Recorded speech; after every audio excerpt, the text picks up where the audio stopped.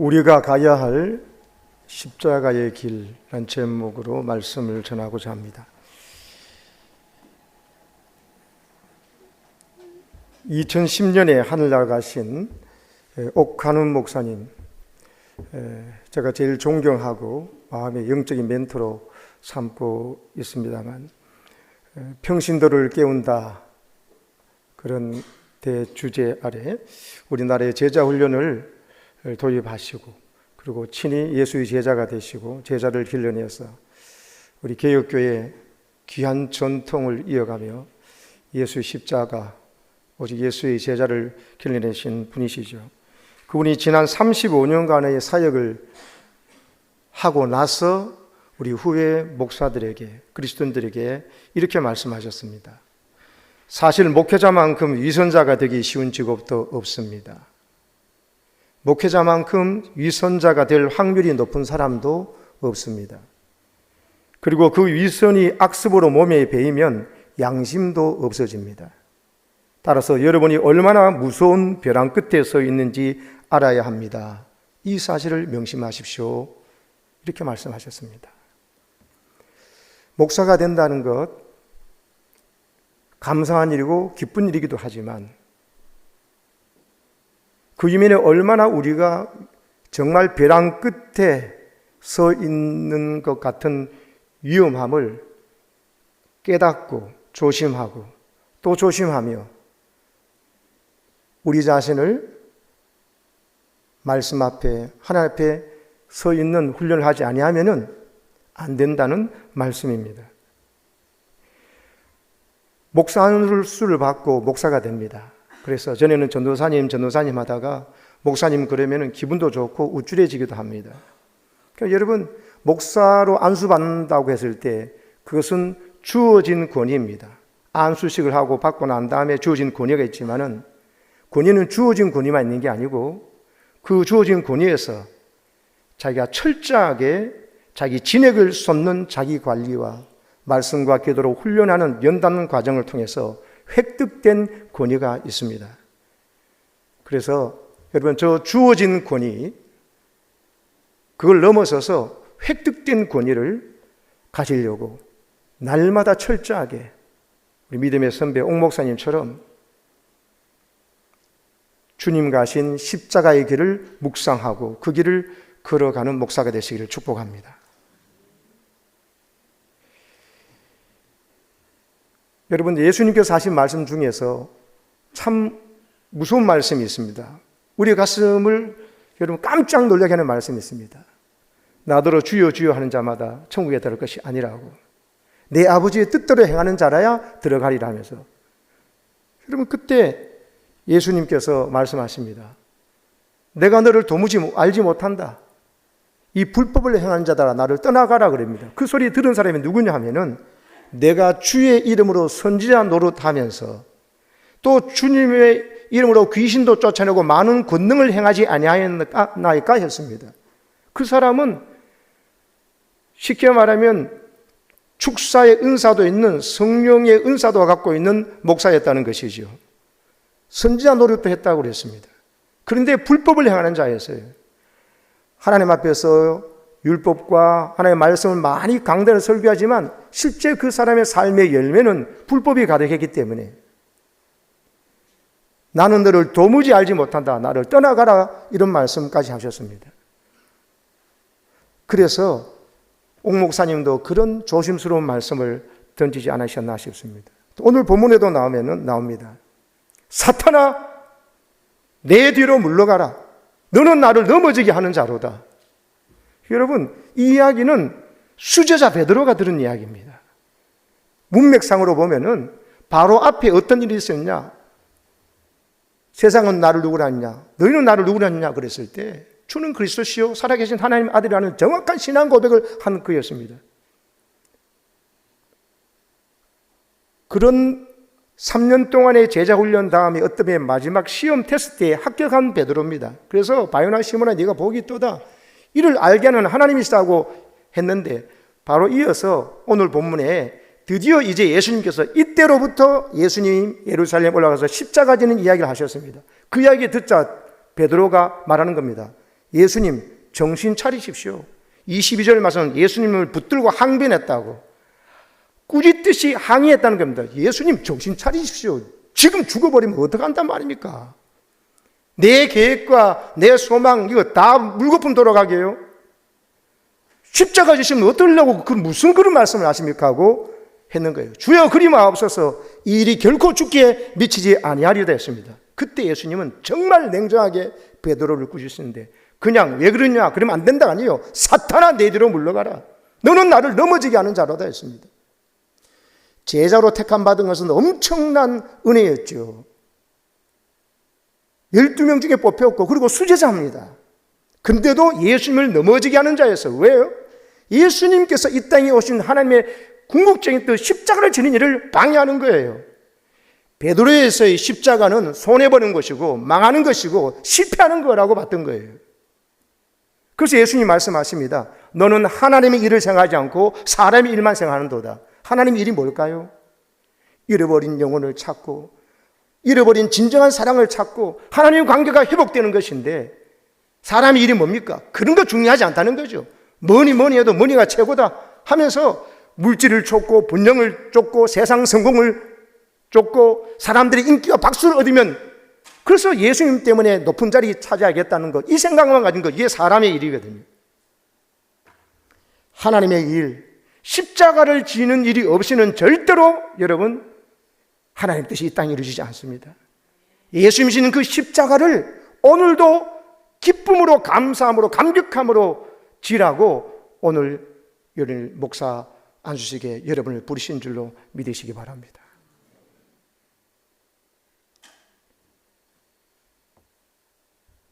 사람의 일만 생각하면은, 세상 성공과 사람들의 칭찬과 박수만 생각하면은 절대로 십자가의 길을 걸어갈 수가 없습니다. 그 길은 손해보는 길이고, 그 길은 왠지 피하면 좋은 것이고, 재수없게 십자가를 내가 외전하면은 이 사람은 사탄이 그 마음속에 들어가서 사탄의 말을 대변하는 사람이 되어버립니다. 그래서 예수님께서 말씀하십니다. 누구든지 나를 따라오려거든 자기를 부인하고 자기 십자가를 지고 나를 따를 것이니라. 자기를 부인해야 된다.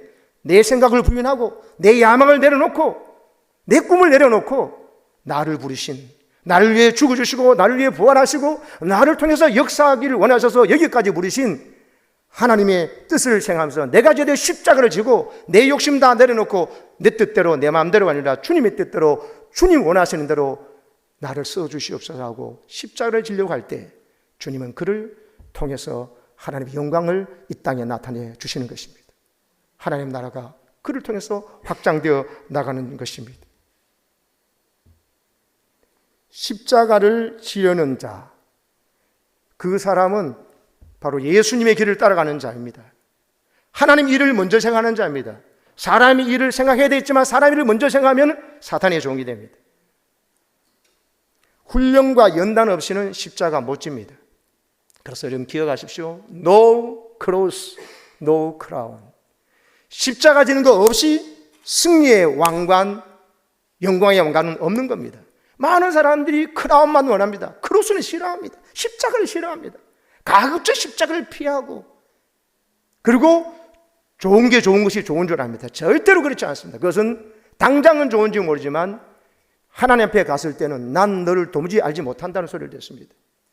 지금 당장 어렵고 힘든 길을 할지라도 주님 가신 그 십자가의 길을 묵묵히 걸어갈 때 주님께서 오늘 말씀에 나온 대로 인자가 아버지의 영광으로 올 때, 그때 각 사람이 행한 대로 갚아줄 때 승리의 멸관을 받고 주님과 함께 정말 기쁨으로 을사는 날이 올 줄로 믿습니다.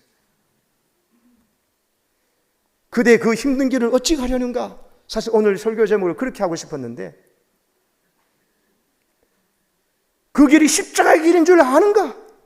그래서 옥 목사님도 가장 위선자가 되기 쉽고 가장 위선자가 될 확률이 높은 직업이 목사인데 그 벼랑 끝에 있는 것을 알고는 하려고 하는 것이냐?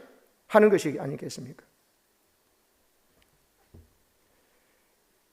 십자가를 지는 것이 진정한 살 길이고, 십자가를 피하면 나중에 더 무서운 고통이 온다는 사실을 깨닫고 십자가 주님 따라가는 여러분이 되시기를 축복합니다.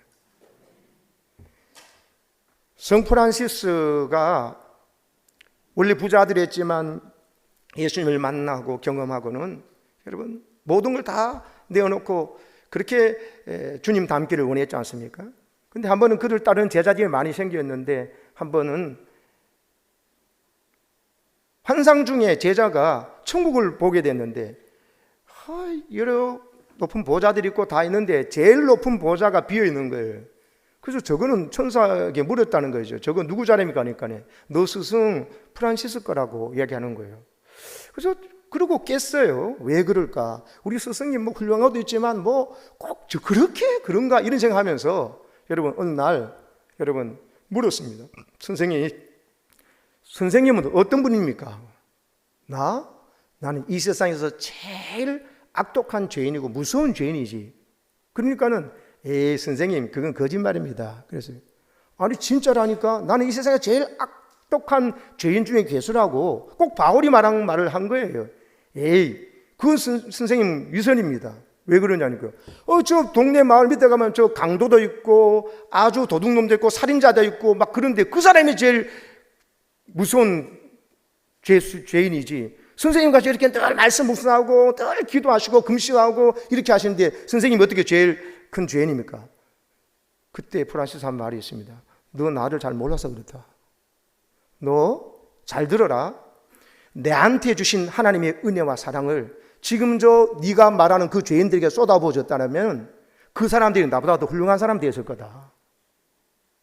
그래서 나는 그런 엄청 은혜와 사랑을 받아놓고 이 정도밖에 못 살기 때문에 그래서 나는 진짜로 저 바깥에 있는 저 사람들은 하나님 은혜를 못 받아서 그렇지 내한테 받은 은혜 받았으면 저 사람 나보다 더 훌륭하게 될 것이다. 그래서 나는 세상에 제일 악한 죄인이고 괴수라는 사실을 난 진짜 말하는 거다 했어요. 이게 겸손이었어요. 프란시스는 참으로 겸손한 자에서 하나님께서 마련해 오신 이거 높은 보좌 이거 프란시스 거다고 했던 말이 그때서야 이해가 됐다는 거예요. 목사가 되고 난 다음에 제일 설교에 은혜 못 받는 사람이 목사라 그러잖아요. 교만하거든요. 좀 안다고 좀 들었다고 좀 공부했다고. 여러분 제일 많은 은혜를 받고 제일 겸손해야 사람이 사실은 목사인데 그렇지 않는 때가 많습니다. 바울처럼 죄인 중에 괴수란 그 말이 내게 내 말이요 내 고백이요 프란시스의 고백이 진짜 내게 준 은혜를 누군가에 줬다면 분명히 나보다는 더 나은 사람이 되었다는 이 분명한 깨달음을 통해서 정말 겸손하고 겸손해서 내게 목사로 부르시고 또 주님 이 영광스러운 복음을 내게 맡기셔서 십자가를 함께 지고 가자는 이 거룩한 초청 앞에 억울함이 아니라 황송함으로 감사함으로 그 길을 묵묵히 걸어가실 길을 축원합니다.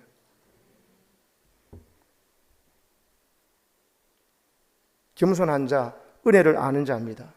나는 하나님 앞에 제일 큰 죄인인데 이렇게 불러주시고 자녀 삼아 하신 것만도 감사한데 목사까지 불러주셨다. 겸손하면 사람이 됩니다. 속된 말로 인간이 됩니다. 그래서 목사가 되고 난 다음에 제일 잘 이렇게 인사를 잘 하셔야 돼요. 장로님들한테도 권사님, 집사님들한테도 누구든지 인사 잘 안 하는 목사들이 많습니다. 인사를 하고 또 하고 잊어버려 또 해도 괜찮습니다. 인사를 잘하고 특별히 여러분 담임 목사를 잘 보필하십시오. 담임 목사가 나를 믿고 동역자로 초청했는데 담임 목사가 인정 못 받으면 도대체 누구한테 인정받겠다는 거예요. 뒤에 가서 담임 목사 뒷담화하고 목사님 설교 비판하면 내 설교가 더 잘하고 높아지는 것 같습니까? 그게 사탄의 소리입니다. 목사는 관계를 세우는 사람이 되어야 돼요.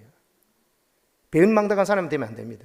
자기를 불러주고 상해에서 함께 동역적으로 하나님께 만나 계신 담임 목사를 뒷담화해가지고 그 누가 좋아하겠어요? 성령이 기뻐하시겠습니까? 관계를 해치는 거예요. 관계를 깨는 사람은 사단의 종이에요. 관계를 세우는 것이 목사예요. 제사장의 단어가 라틴어로 폰티텍스잖아요. 그건 다리를 놓는 사람들한 뜻이에요. 하나님과 인간의 끼어진 다리를 놓는 관계에 끊어진 사람을 이어주고 화합시킨 사람인데 목사 입에서 이 설교 비판하고 저 설교 비판하고 동료 설교 목사도 비판하고 비판하는 전문가가 되는 것은 예리한 줄 압니다. 아닙니다. 그건 사탄의 전문가가 되는 거예요. 그리고 내게 맡겨주신 교인들에게 인정받으십시오. 첫째는 담임 목사에게 인정받고 둘째는 내가 섬기는 교인들에게 인정받는 사람이 되어야 돼요. 교인들에게 인정 못 받으면 잘못된 겁니다. 마지막 세 번째가 마누라한테 인정을 받아야 됩니다. 내 자녀가 있으면 자녀한테 인정을 받아야 돼. 내 배우자한테 인정을 받아야 돼. 왜? 가장 나하고 가장 가까이 알기 때문에. 다른 사람은 모르지만 그 사람은 제일 잘 알거든. 그래서 배우자에게 인정받을 줄 알아야 됩니다. 근데 어떤 때는 배우자에게 인정 못 받고 다른 사람이 인정받는 것은 그건 아직 들통이 덜 나서 그런 거예요. 또 어떤 때는 여러분 교우들에게 인정은 다 받으면서도 집에 와서 배우자에게 인정 못 받을 경우가 있는데, 여러분 공식적인 행사에서 공적으로 드러날 때는 잘 얘기하지만 집에 와서는 너무 편하게 너무 함부로 대하기 때문에 그래요. 담임 목사에게, 교우들에게, 특별히 배우자에게 인정받는 목사가 되시기 바랍니다. 왜 아멘을 안 합니까? 속으로 했어요? 생각해보고 아멘이세요? 네.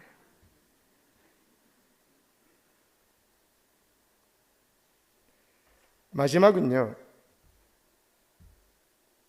예수님에게는 꿈이 있었어요. 근데 그 꿈이 내 꿈이 돼야 되거든요. 그게 목사거든요.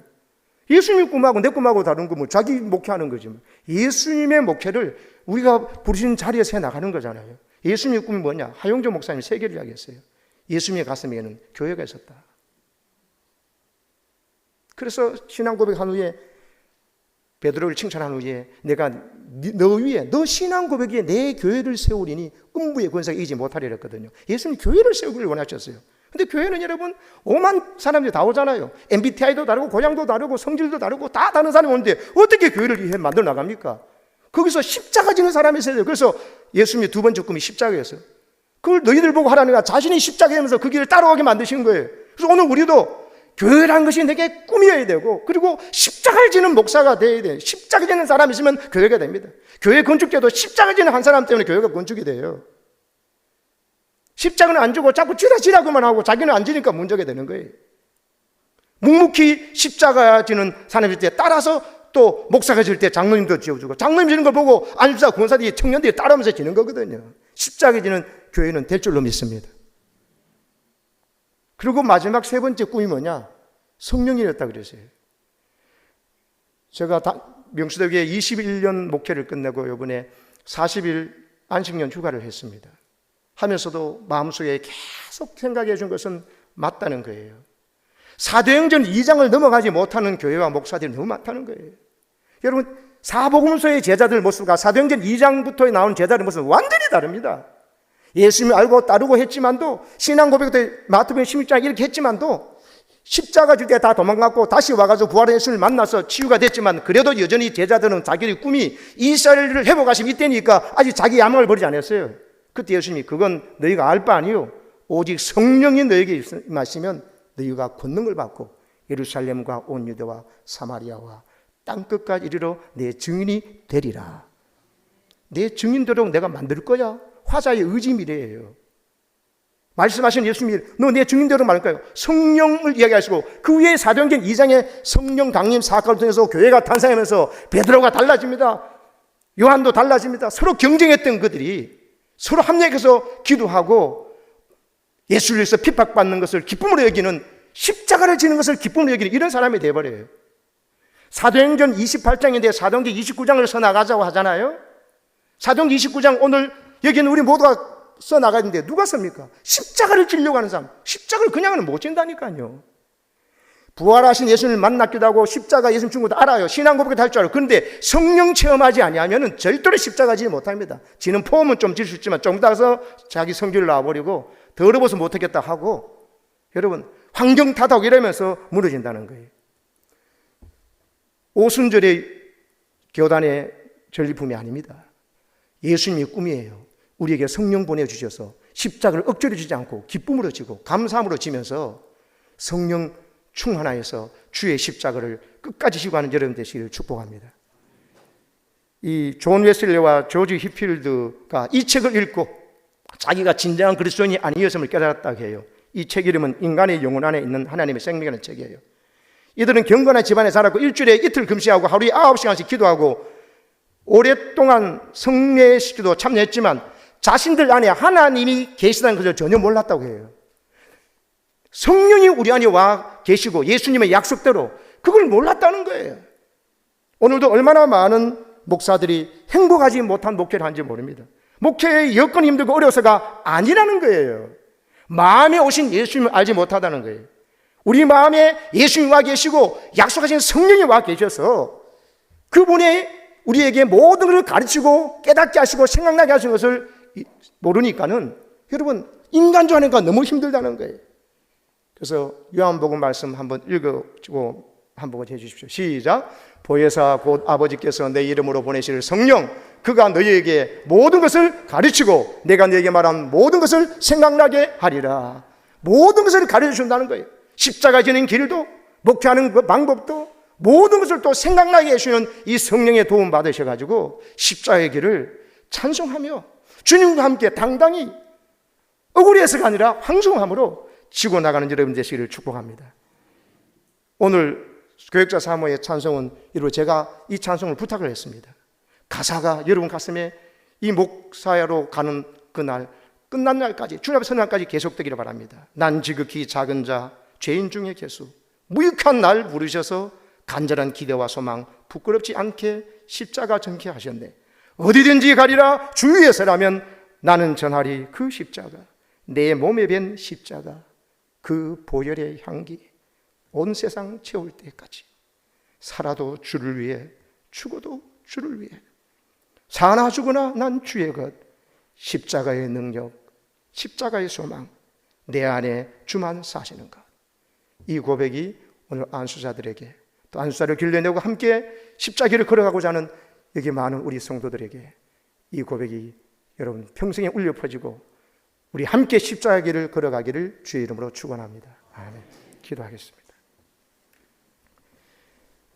괴로웠던 사나이 행복한 예수 그리스도에게처럼 나도 십자가가 허락된다면 모가지를 들이고 꽃처럼 피어나는 피를 얻어가는 가을 밑에 조용히 흘리겠다고 고백한 윤동주 시인의 고백처럼 오늘 십자가를 질 수 있는 이 거룩한 목사로 부르심에 대한 감격과 감사함을 가지고 철저하게 성령을 의지하고 철저하게 나를 부인하고 주님 가신 십자가를 걸어가므로 많은 사람들이 나로 인하여 살아나고 행복해지고 관계를 세우는 거룩한 목사로 주님 주시는 주어진 권위와 함께 성령의 도우심 가운데 획득된 권위로 목사다운 목사로 살게 해 주시옵소서. 예수님의 이름으로 기도합니다. 아멘.